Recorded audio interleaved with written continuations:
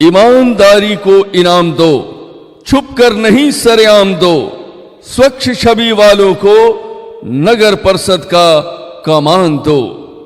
जावेद भैया जिंदाबाद जिंदाबाद जिंदाबाद, ढोलक छाप जिंदाबाद जिंदाबाद जिंदाबाद, शिवान नगर परिषद वार्ड संख्या 33 के जनता जिंदाबाद जिंदाबाद जिंदाबाद, जावेद भैया जिंदाबाद जिंदाबाद जिंदाबाद, ढोलक छाप जिंदाबाद जिंदाबाद जिंदाबाद, शिवान नगर परिषद वार्ड संख्या 33 के जनता जिंदाबाद जिंदाबाद जिंदाबाद। अर्जी बा हमार मर्जी बा राउर, अर्जी बा हमार मर्जी बा राउर। ना चुने बढ़िया तो चुना जाई है बाउर। ध्यान दी आपके अपन सिवान नगर परिषद वार्ड संख्या 33 से वार्ड प्रत्याशी आपके बेटा आपके भाई मोहम्मद जावेद। इनकर चुनाव निशान बा ढोलक छाप, जौन की ईवीएम के 2 नंबर पर अंकित बा, वही पर बटन दबावे के बा। वार्ड परिषद से खड़ा बनिए दीदी, ढोलक छाप हमार याद रखें।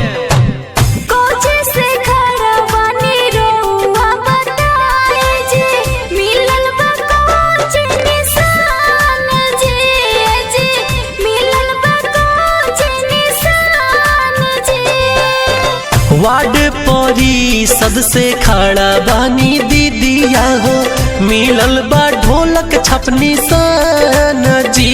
आहे मिलल बा ढोलक छाप निशान जी।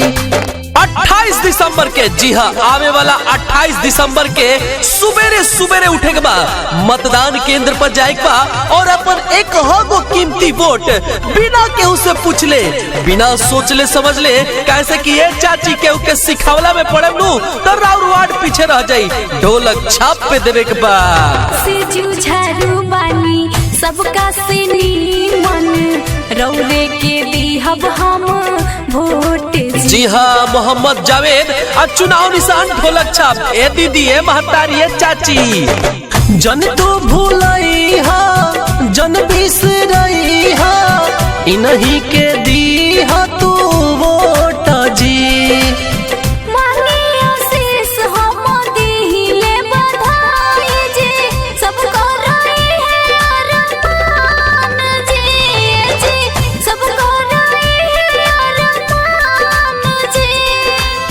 वार्ड परिषद से खड़ा बानी चाची हो, मिलल बा ढोलक छाप निशान जी। आहे मिलल बा ढोलक छाप निशान जी। जी हाँ ना भूले के बाद ना भुलाए के बाद, जे भुलाता ओकरो से बतावे के बा कि अब की बार ढोलक छाप पे ही बटन दबावे के बा और मोहम्मद जावेद के भारी से भारी मत से विजयी बनावे के बा। याद रखें ढोलक छाप ढोलक छाप ढोलक छाप। से भेदभाव ना कोनो घिरना, दिहिले सबके सम्मान जी। याद